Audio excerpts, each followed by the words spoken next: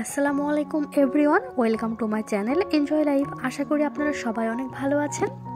অনেকের অভিযোগ আছে যে বেগুনি তৈরি করলে বেগুনের একটা ফুলকো হয় না এবং মচমচে হয় না। আজকে সেই সব টিপস আমি দেখিয়ে দেবো। আশা করি আপনারা সবাই অনেক ভালো করে বুঝতে পারবেন এবং নিজেরা এরকম ফুলকো ফুলকো মচমচে বেগুনি আপনারা তৈরি করতে পারবেন। আর এই টিপসগুলো আর টেকনিকগুলো শিখতে হলে ভিডিওর প্রথম থেকে শেষ পর্যন্ত আমার সাথেই থাকবেন। চলুন তবে কথা না বাড়িয়ে স্টার্ট করি রান্নাটা।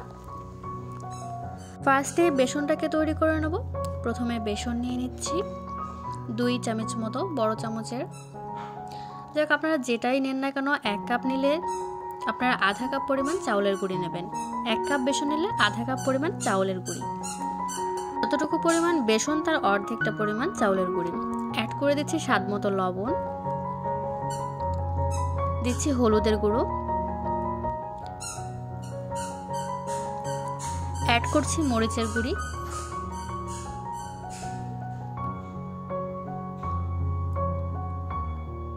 ধনিয়া গুঁড়ি, জিরা গুঁড়ি, খাবার সোডা, 3 আঙুলের 1 চিমটি কর্নফ্লাওয়ার অ্যাড করে দিলাম। এরপর সবগুলো শুকনো উপকরণ আমি খুব ভালো করে মিক্স করে নেব। এখানে এ পর্যায়ে চাইলে চালনিতে চেলেও নিতে পারেন। অ্যাড করে দিচ্ছি নর্মাল টেম্পারেচারে পানি, অল্প অল্প করে পানি অ্যাড করছি আমি এখানে। গোলাটা ঠিক কেমন হবে আমি হাত দিয়ে দেখিয়ে দেবো আপনাদের। হাতটা পরিষ্কার করে নিলাম, ফার্স্টে আঙুলটা ডোবালাম এবং আঙুল থেকে একটু পড়ছে না, এরকম অবস্থায় হচ্ছে আপনারা রাখবেন এই গোলাটার ঘনত্বটা। আরও আরেকটা পদ্ধতি দেখিয়ে দিচ্ছি। এভাবে হাত থেকে ছাড়লে দাগটা থেকে যাবে, বাট ওটা মিলিয়ে যাবে। এরকম করে দেখলে বুঝতে পারবেন যে গোলাটা একদম পারফেক্টলিভাবে রেডি হয়ে গেছে। এটাকে আমি 10 মিনিটের জন্য রেস্ট দিয়ে দিচ্ছি। বেসনের গোলাটাকে রেস্টে রেখে আমি বেগুনটাকে তৈরি করে নেব। ফার্স্টে বেগুনটাকে মাঝখান থেকে ফালি করে নিয়েছি, 2 ভাগ করেছি। এটাকে আর একটা ফালি করেছি। ঠিক এখান থেকে চিকন করে আমি বেগুনটাকে কেটে নেব। দেখিয়েছি কীরকম স্লাইস, এই দেখেন এরকম ধরনের স্লাইস করবেন।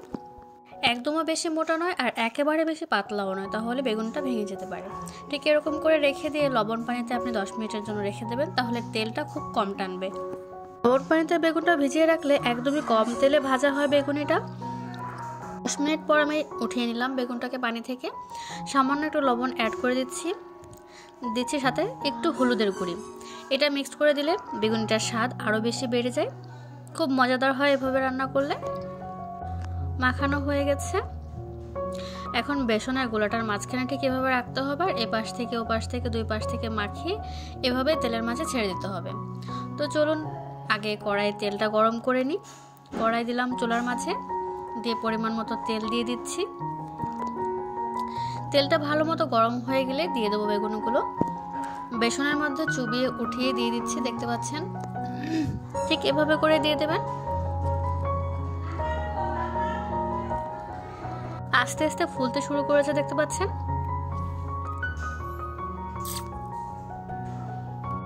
বেগুনে যখন একটা পাশ হয়ে যাবে তখন অন্য পাশটা উল্টে দিতে হবে। অলরেডি একটা পাশ হয়ে গেছে, আমি এখন উল্টে দিচ্ছি। দেখতে পাচ্ছেন কতটা সুন্দর স্মুথ হয়েছে আর কত সুন্দর ফুলে উঠেছে। এটা খেতেও কিন্তু দুর্দান্ত হয়েছিল, খুব ক্রিস্পি হয়েছিল, অনেক মজাদার। আপনারা একবার হলো বাসায় এভাবে ট্রাই করবেন, আশা করি আপনাদের সবার অনেক ভালো লাগবে। একই পদ্ধতিতে আমি সবগুলো বেগুনি তৈরি করে নিচ্ছি। যথাসম্ভব চেষ্টা করবেন তেলটা একটু বেশি পরিমাণে দিতে, তাহলে আপনার বেগুনটা বেশি ফুলকো ফুলকো হয়ে উঠবে। বেগুনিগুলো অলরেডি ভাজা হয়ে গেছে, কালারটা দেখে বুঝতে পারছেন। আমি এখন তুলে নিচ্ছি একটা ছাঁকনির সাহায্যে। দেখতে পাচ্ছেন কালারটা কত সুন্দর হয়েছে আর অনেকটা ক্রিস্পি হয়েছে।